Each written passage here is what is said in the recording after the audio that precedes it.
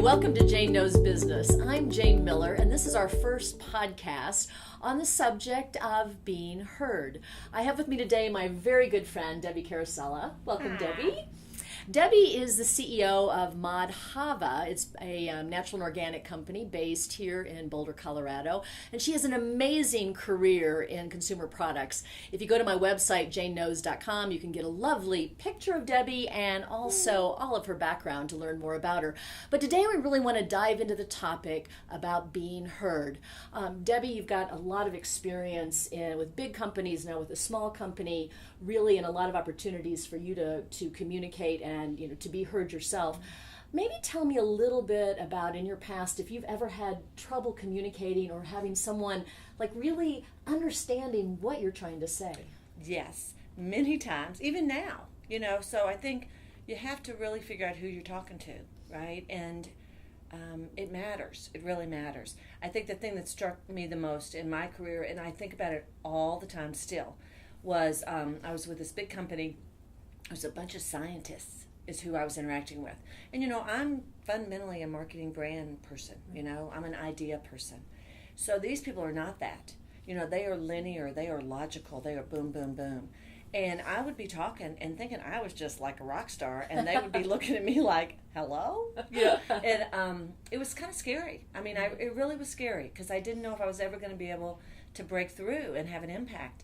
And I finally realized I had to talk to them in the way they were used to being talked to, which is very hypothesis driven. So every conversation I'd say, hey guys, here's what my hypothesis is, and here's why I think that. Mm-hmm. And then once I set that context up that way, then they got it. And they were listening, they were engaged, we had great communication. Before that, not so much. So I think it's really, really important that you're clear about who you're talking to and how they expect to be talked to, and just kind of model and tailor your conversation that way. Well, let me build on that a little bit, because a question I get a lot from young people that are just starting their careers is this sort of feeling they want to be super authentic, and how do they sort of keep their own style and personality, but at the same time being able to relate with someone who maybe looks at the world different, like the engineers you're talking about. Well, I think you're still yourself. You have to be yourself. If you try to be something, like if I tried to be a scientist, that would have been a joke. I'm nowhere near a scientist, right? So I got to be myself, but just recognize that sometimes in order to bridge the gap between who you are and who they are, you gotta kind of have to help them, right? Right. So you're always yourself, and setting things up like in a hypothesis, I wasn't being not authentic. Is that how you'd say it? Not authentic? Yeah, I was being very authentic. I was just trying to tailor it so I'd be heard. Well, your style comes across, and we've known each other for a while, is really informal, yes. which is mine too. And yeah. sometimes that's kind of deceiving to people in terms of what the expectations are when they come in to meet with you. So maybe give us a little bit of idea of what you expect if I were to come in to have a meeting with you. Is it always just fun and informal, or do you have different expectations when someone sets up a meeting with you? Yeah, and it's funny. I realize that I do set the tone so much more than I think I do. Mm-hmm. Because we're just people, right? That's the thing that's so weird. People think you're something that you're not. We're just people.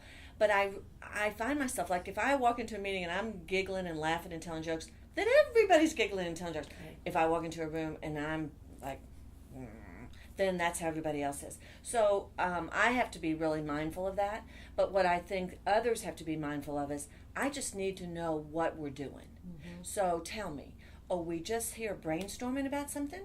Are you stuck on something and you just need a little advice to get off, and get going? Do you need me to make a decision right then? Make it really clear to me what kind of conversation we're having. Right. And then once I know that, then it's really easy to interact any way we need to.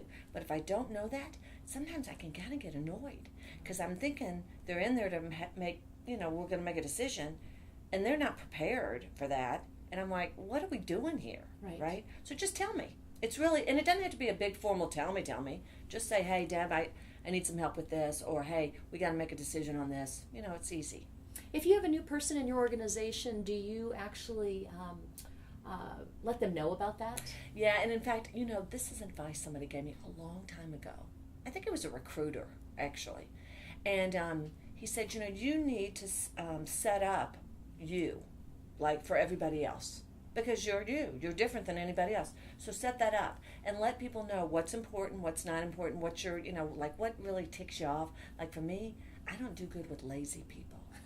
I just don't, So don't be lazy. It's just not going to go well, right? But I mean, just set it up, and I've done that now pretty much with everybody. And I find that when I don't do that, shame on me, because it helps. It helps them and it helps me. It's a good thing all around. Now, don't you wish that you could work for someone like Debbie, unless you're lazy out there, and then, of course, you really wouldn't want to work for Debbie.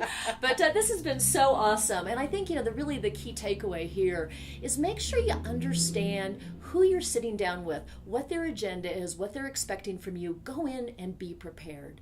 So for more information, you can go to janeknows.com. You can visit us on Facebook at Jane Knows Business. We're on Twitter at @Jane_knows. And of course, if you have any questions, any ideas, questions for Debbie, questions for me, ideas for additional shows, please go to help@janeknows.com.